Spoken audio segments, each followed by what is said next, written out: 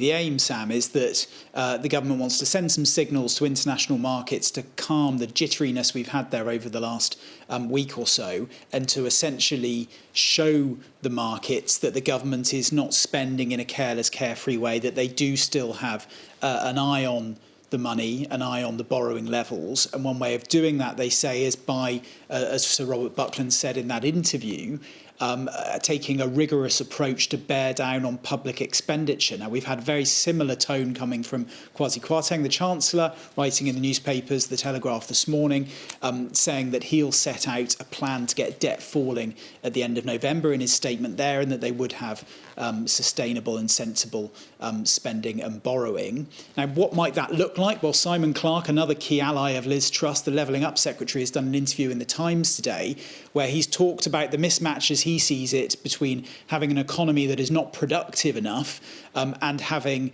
a large welfare bill, and how those two are not compatible.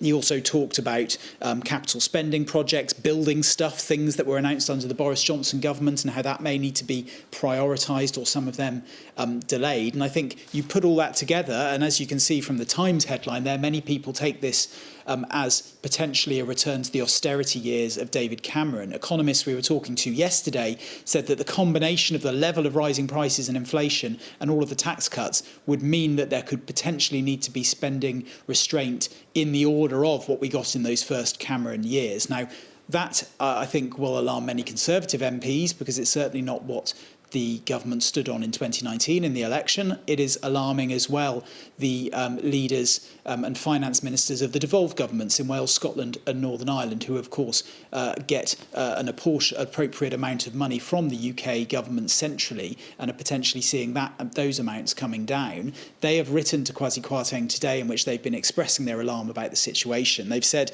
that the UK government has chosen to make things significantly worse by announcing a huge package of tax cuts for the most wealthy, without any credible explanation of how these will be paid for. Urgent action is required now to address the issues facing our economy, public services and households across the country. Such action cannot wait until the update you have announced will take place in November.